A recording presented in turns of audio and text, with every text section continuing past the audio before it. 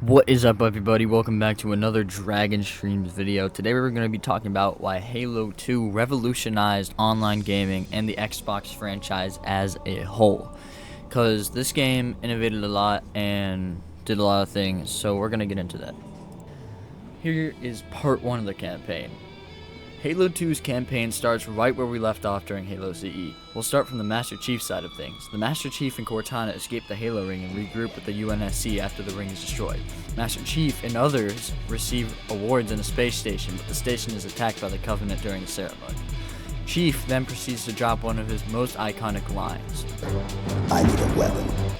Then the Master Chief fights off the Covenant at the station as the other two space stations explode. He finds there is a bomb on the space station he is on and goes to Covenant back their bomb.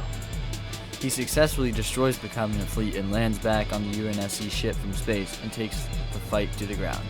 After fighting in the new Mombasa city, he goes through the subspace portal and after another ship with the UNSC.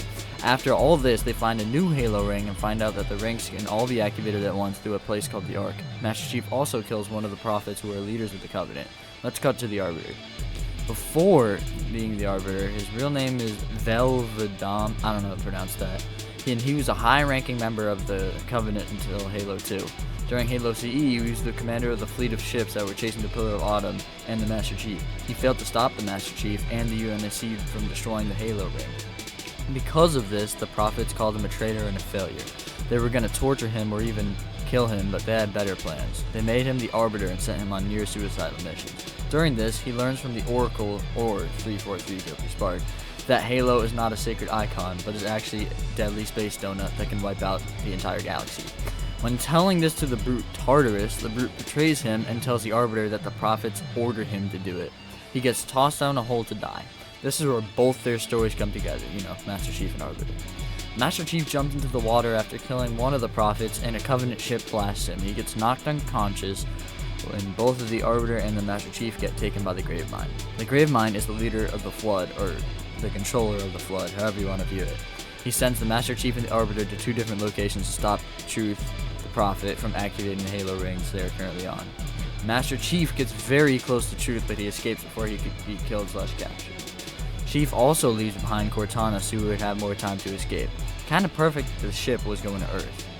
Back to Arbiter. Arbiter gets sent to a place near the control room of Halo. He teams up with Sergeant Johnson and Miranda Keyes, who are in a scarab, to infiltrate the control room and stop Halo from firing. They make it in, and then the brute Tartarus is in their way. Arbiter eventually takes him out, and Miranda Keyes takes the Index and stops Halo from firing. That's the campaign. This is also one of the very first campaigns to let you play co-op online. The only bad thing I have to say about the campaign is that Legendary is way too difficult and unbalanced, and there's not a lot of open areas. This brings us to part 2 of Halo 2, the multiplayer. This multiplayer is the first Halo game that allows online multiplayer instead of having to do split screen and LAN parties. For their first time, they did everything almost perfectly. There were a ton of game modes so that you don't have to get bored while playing, and a variety of maps to change things up. They added proximity chat to the game so that if someone was near you in the game, you could hear them and vice versa. They were taking a lot of big steps with this multiplayer experience. Another example was pre-game lobbies. Pre-game lobbies gave you the opportunity to talk trash to the opposing team before the game. It's that kick your ass.